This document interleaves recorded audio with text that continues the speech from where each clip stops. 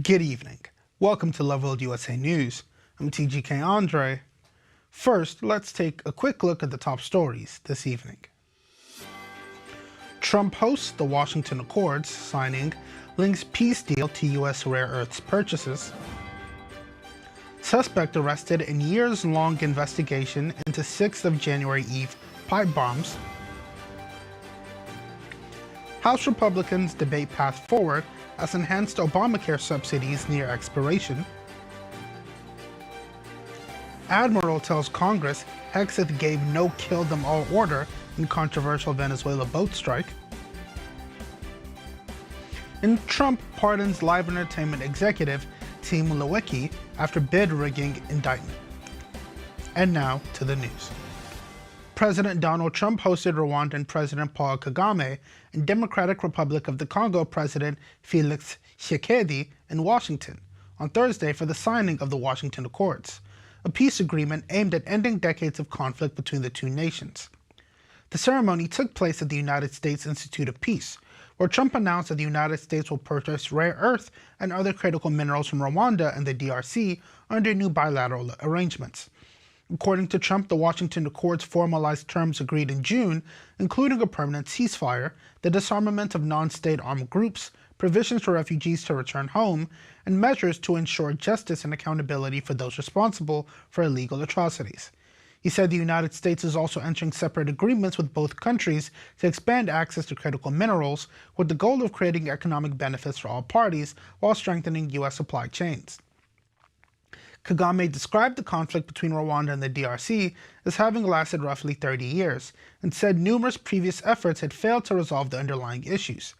He credited Trump's involvement with bringing what he called a new and effective dynamism to the process, and said that this helped create space for breakthroughs in the negotiations.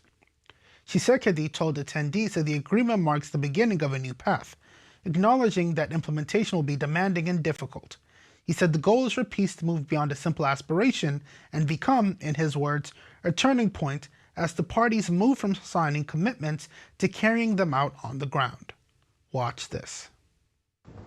It is an amazing day, great day for Africa, great day for the world, and for these two countries, and they have so much to be proud of. And I want to thank the leaders. I want to thank you very much.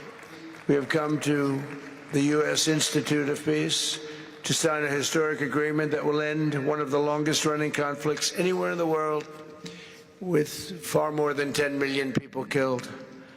Today we commit to stopping decades of violence and bloodshed and to begin a new era of harmony and cooperation between the Democratic Republic of the Congo and Rwanda. I want to thank the two courageous leaders. They are courageous leaders. They really are courageous leaders, great people. I think they liked each other a lot. I spent time with them.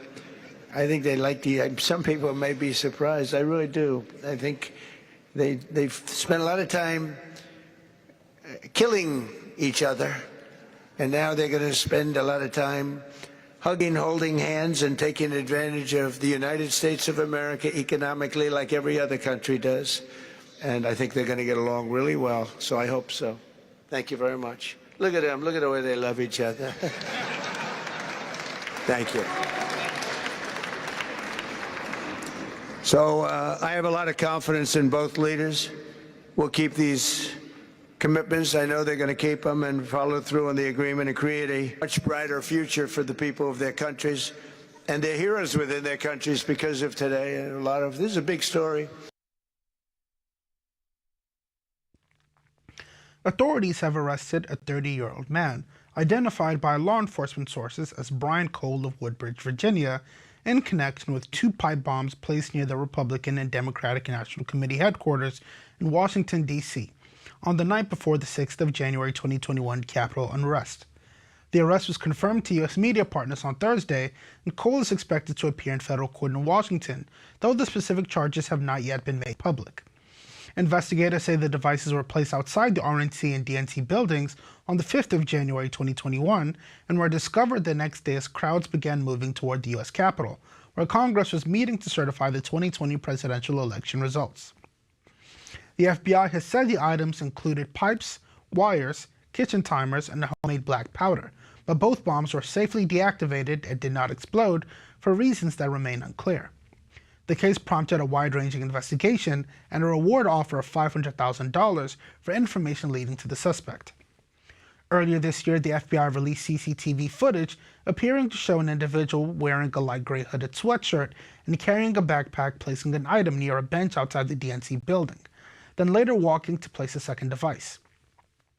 The bombs were found as hundreds of people later forced their way into the Capitol building through doors and windows, overwhelming police before order was restored after several hours.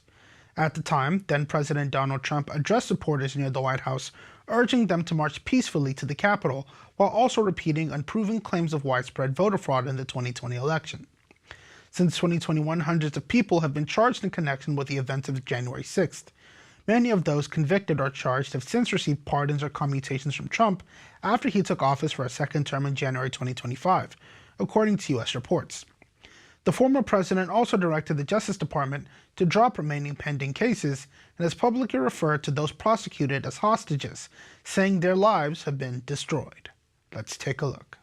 When you attack American citizens, when you attack our institutions of legislation, when you attack our nation's capital, you attack the very being of our way of life. For nearly 5 years, law enforcement has been searching for this suspect, the shadowy image of the person FBI believe planted 2 pipe bombs on Capitol Hill the night before the January 6th attack on the Capitol. One outside the Democratic National Headquarters, another outside the Republican National Headquarters. The bombs were discovered the afternoon of the Capitol riots, diverting police resources from the Capitol. Both bombs were disabled, but the FBI said they could have been deadly. In the years since the bombs were found, the FBI has released more footage of the suspect, who wore a hoodie and a surgical mask. And while they could not determine the gender, investigators believe the suspect was about 5 feet 7 inches tall and was wearing Nike Max Speed Turf shoes. In 2023, the FBI raised the reward from $100,000 to $500,000. The inability to make an arrest in the case was highly criticized by Republican lawmakers and became the subject of conspiracy theories, with current FBI Deputy Director Dan Bongino suggesting it was an inside job. Then, this morning, federal agents descended on this house on Manor House Court in the Dale City neighborhood of Prince William County, arresting 30-year-old Brian Cole Jr. At a press conference this afternoon, Attorney General Pam Bondi provided few details on the suspect or the evidence. This is ongoing. It's very active. The search warrants are still being executed. Many charges potentially to come. Deputy Director Bongino, also at the press conference, did not address his previous comments of a conspiracy. We were going to track this person to the end of the earth. There was no way he was getting away. Well, we didn't have to track him to the end of the earth. It wound up in Woodbridge, Virginia. House Republicans are negotiating how to address rising health insurance costs, as temporary COVID-era enhancements to the Affordable Care Act tax credits are set to expire at the end of 2025. Speaker Mike Johnson has said the House will vote on a health care plan by the end of the month, while House Majority Leader Steve Scalise indicated leaders are still meeting with various GOP factions to build a coalition around a proposal focused on lowering costs and expanding options beyond what many Republicans call the unaffordable Affordable Care Act. Several bipartisan proposals have emerged to prevent a sudden jump in premiums if the enhanced subsidies lapse. Representatives Tom Suozzi and Brian Fitzpatrick are preparing legislation to extend the expanded ACA subsidies for 2 years with targeted reforms. Another framework, backed by 20 Democrats and 15 Republicans, and led by Representatives Jen Kiggans and Josh Gottheimer, would extend a version of the enhanced subsidies for 1 year, followed by a modified plan that includes continued premium savings along with new guardrails to remove fraudulent actors, clear out inactive enrollees, and tighten income requirements. Some Republicans in competitive districts argue that a managed extension with reforms is necessary to avoid sharp premium increases for millions of Americans. Kiggans and others say allowing the enhanced tax credits to expire cold turkey would lead to thousands of dollars in additional costs for families, undercutting broader GOP efforts to make life more affordable. They framed the short-term fix as a bridge to a longer-term debate over deeper changes to the healthcare system, while pointing to past Republican initiatives under President Donald Trump aimed at expanding choice and reducing costs. Fiscal conservatives and opponents of Obamacare remain strongly against extending the enhanced subsidies, even with reforms. House Budget Committee Chairman Jody Arrington and Representative Chip Roy argue that renewing what they describe as Biden-era COVID subsidies would entrench a system they believe drives premiums higher and expands federal spending, instead of advancing healthcare freedom and market-based alternatives. While supporters of an extension could theoretically force a vote using a discharge petition, key Republicans involved in the talks have been reluctant to pursue that route as negotiations with House leadership continue. Watch this. Status quo is not working. Let's not pretend otherwise. Well, Mr. Chairman, you and I agree. We do. The status quo is not working. Lawmakers on both sides of the aisle agreed during a Senate hearing Wednesday that something has to change to make health care affordable. But time is rapidly dwindling to reach a bipartisan fix. We got to have a solution for 3 weeks from now. At the end of the year, Biden-era subsidies are set to expire for millions of Americans who receive their health care through the Affordable Care Act. According to the nonpartisan Congressional Budget Office, without those subsidies, 4.2 million more Americans will go without health insurance over the next decade. Democrats largely want to extend those subsidies. Some Republican lawmakers support extending the subsidies with changes, but the party in power hasn't agreed on a broader health care plan that could replace the Affordable Care Act. Some, including Senator Bill Cassidy, are proposing a plan that would offer Americans more flexibility in how they use their health savings accounts. With just weeks before the deadline, there's some pessimism that a deal can actually come together.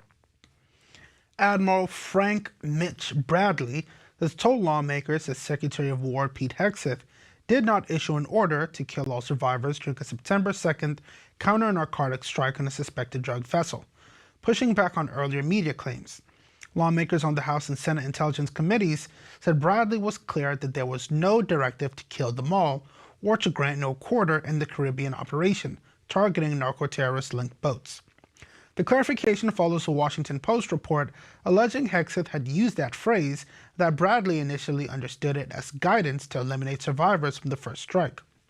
Members of Congress who viewed the full footage of the September 2nd incident emerged with sharply different interpretations. Representative Jim Himes said the video showed two survivors in clear distress on a destroyed vessel, describing it as one of the most troubling things he had seen in public service and arguing they were no longer capable of continuing their mission.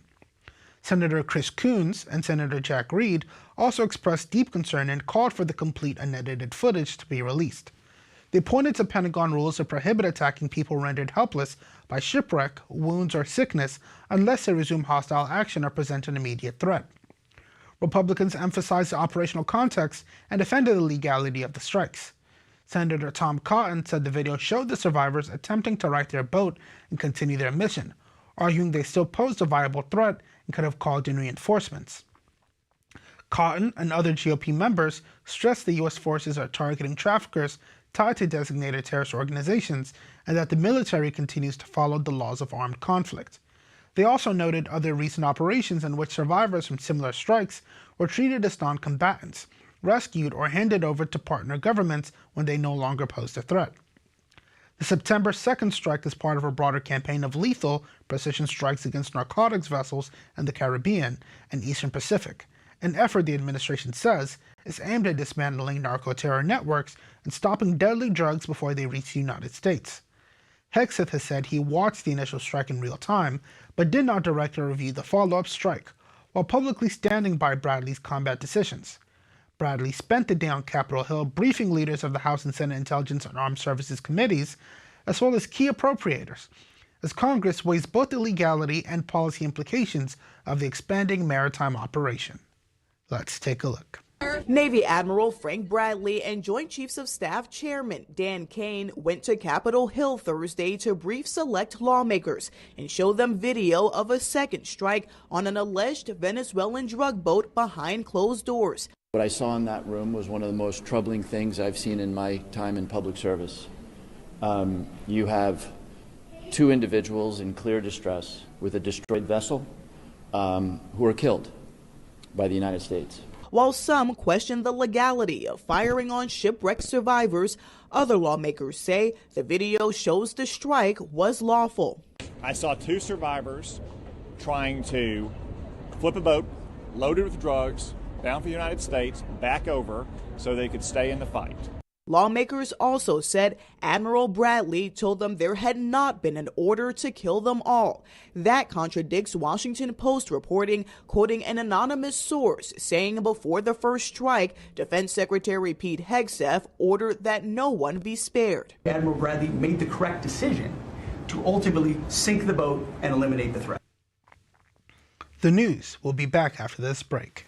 Don't go anywhere. In a world that's always moving, staying connected to the right resources makes all the difference.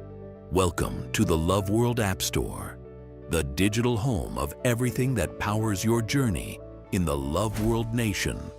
Here, discovery is simple and meaningful.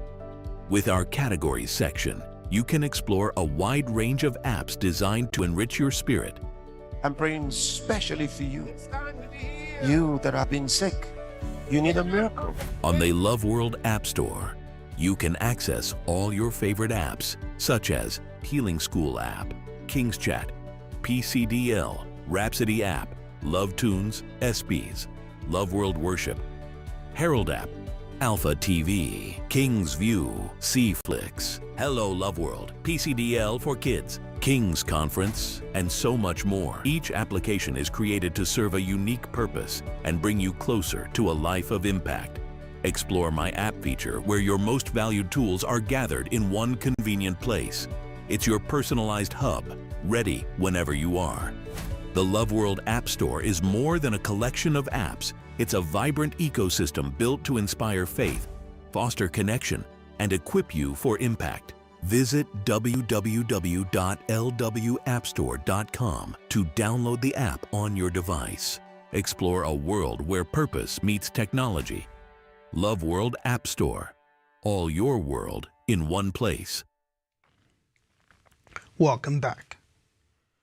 President Donald Trump has granted clemency to Tim Lewicki, CEO of live entertainment company Oakview Group, months after Lewicki was indicted on federal antitrust charges related to an arena project in Texas. Lewicki had faced up to 10 years in prison and a $1 million fine after prosecutors alleged he conspired with the head of a rival company to rig the bidding process for the development and use of a public arena on a university campus in Austin. The White House did not issue a detailed public explanation for the pardon. According to the indictment, federal prosecutors said Lewicki negotiated an agreement under which the rival company would refrain from submitting a competing bid for the arena in exchange for receiving subcontracts on the project. The Department of Justice argued that the alleged arrangement deprived the university and taxpayers of the benefits of competitive bidding. Assistant Attorney General Abigail Slater and U.S. Attorney Justin Simmons characterized the case as part of a broader effort to enforce antitrust laws and deter unfair business practices. The arena opened to the public in 2022 and continues to generate significant revenues for Oakview Group, according to the Justice Department. As part of the case, OVG agreed to pay $15 million in penalties, though criminal proceedings against Lewicki were still pending at the time of Trump's pardon. Prosecutors said the penalties in case were intended to send a signal that executives who attempt to avoid competition would be held accountable under federal law. Lewicki's clemency comes amid a series of high-profile pardons issued during the first year of Trump's second term, including actions involving business leaders and individuals charged in other federal cases. The move underscores the president's continued use of the pardon power in matters touching on corporate conduct, regulation, and broader questions of how federal enforcement affects economic activity and competition. Watch this. He is the CEO of Oakview Group. He was accused of conspiring with a competitor to rig the contract for the $338 million arena that opened in 2022. Prosecutors say he avoided fair competition, which may have increased the price of construction for taxpayers. He faced 10 years in prison and a $1 million fine. Ford Motor Company CEO Jim Farley has praised President Donald Trump's decision to reset federal fuel economy standards, calling it a victory for affordability and common sense, and saying it will allow automakers to offer more lower-cost vehicles built in the United States.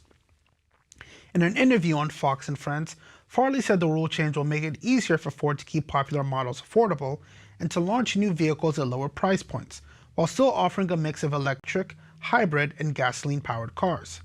The reset rolls back tighter corporate average fuel economy targets put in place under President Joe Biden, which had sharply increased required efficiency gains for model years 2024 through 2026. The Trump administration argues those stricter rules would have been difficult for conventional vehicles to meet with in current technology and would have pushed buyers toward electric vehicles they might not want or be able to afford. White House officials say the revised standards will prevent roughly $1,000 in added cost per new vehicle compared with the prior rules and project total consumer savings of about $109 billion. Farley said previous CAFE requirements were out of touch with marketing realities and left manufacturers feeling forced to sell electric vehicles to comply with regulations. He stressed that Ford will continue to invest in EVs and hybrids, but said the new policy allows customers to decide what to buy instead of being steered by federal rules. According to Farley, Ford is already seeing higher demand in its lower price lineup, noting that its sales in its affordable range rose in November, even as the broader market declined. Administration officials and some industry leaders framed the fuel standards reset as part of a broader effort to reduce vehicle prices and support domestic manufacturing and jobs. Watch this. Important lawmakers here, competitors. Today is a victory of common sense and affordability. We're very proud of Ford to be the #1 auto producer in our country. 80% of the vehicles we sell here we make in our country, and we never left, unlike many of our competitors. We're the #1 exporter, and we have the most auto factory workers.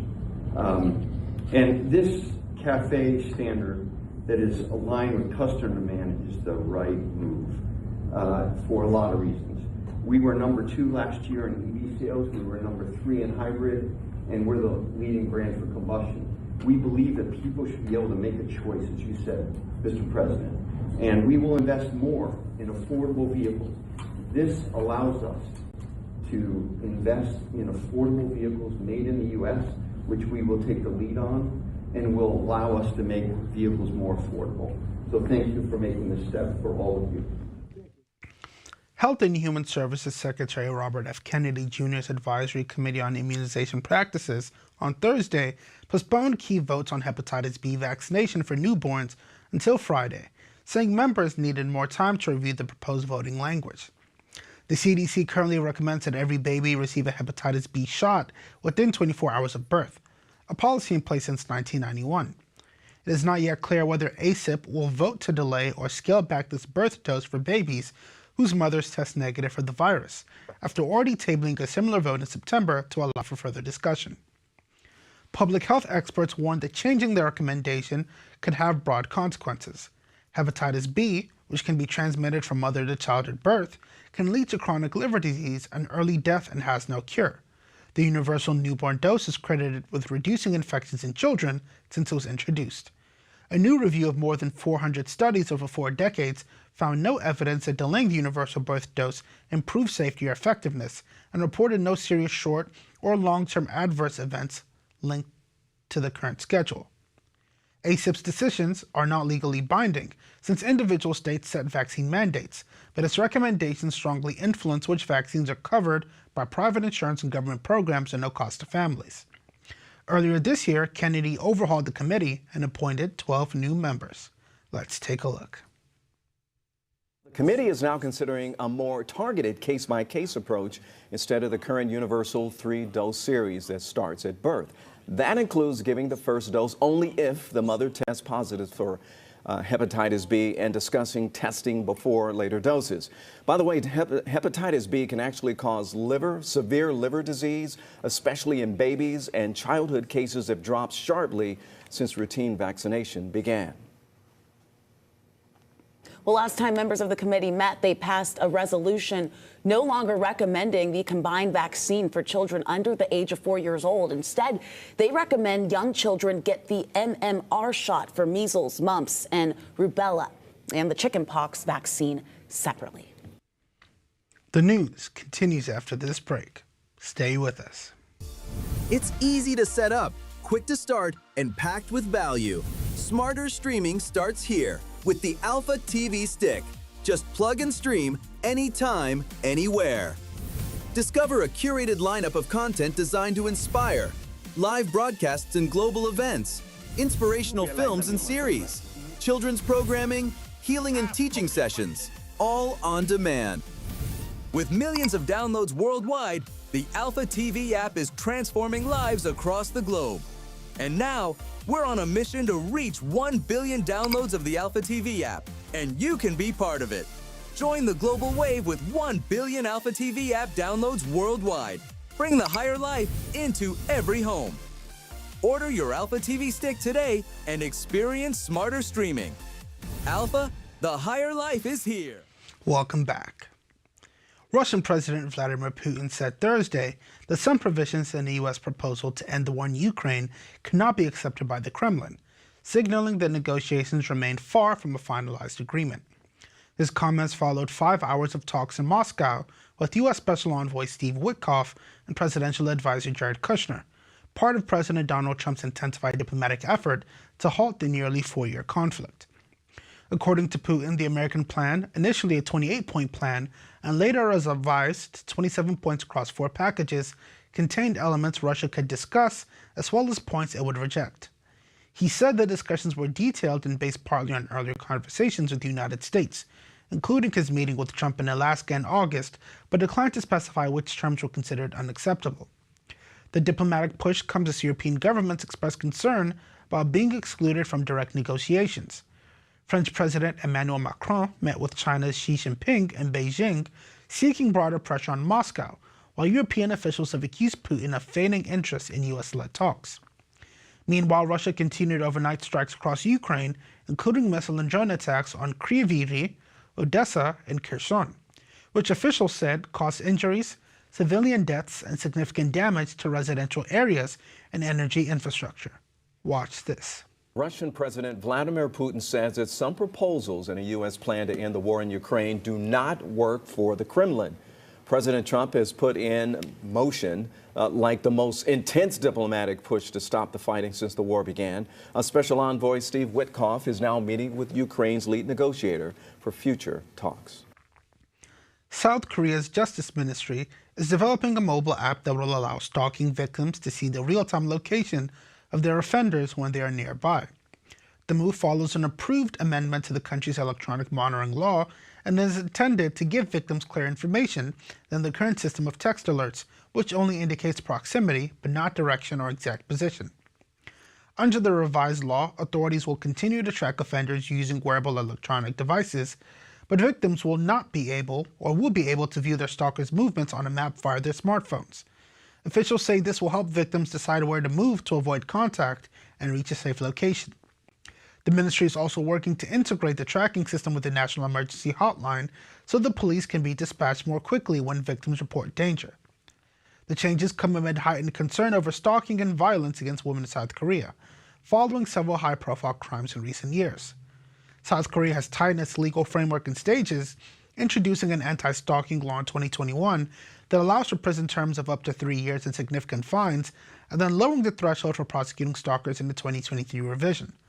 According to Justice Ministry data, reported stalking cases rose from about 7,600 in 2022 to more than 13,000 in 2024. A surge that officials and advocates say reflects both increased offending and greater willingness by victims to report incidents. Let's take a look. South Korea is set to launch a new public safety app that will share the real-time locations of convicted stalkers. This initiative aims to protect potential victims by providing alerts when a registered offender enters designated zones, such as a user's neighborhood or workplace. The move comes after strengthened anti-stalking laws and responds to growing public demand for safety. While some hail it as a vital tool for prevention, others raise concerns about privacy and the potential for vigilante action against offenders. The app is expected to launch later this year following final government reviews. Just before we end the news, let's take a quick look at tomorrow's weather forecast.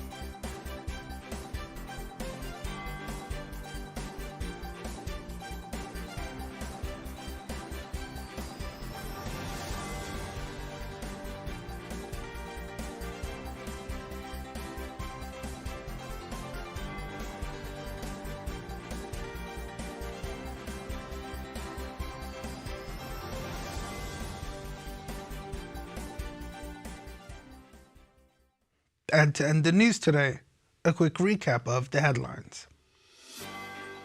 Trump hosts the Washington Accord signing, links peace deal to U.S. rare earths purchases. Suspect arrested in years-long investigation into the January 6th Eve pipe bombs.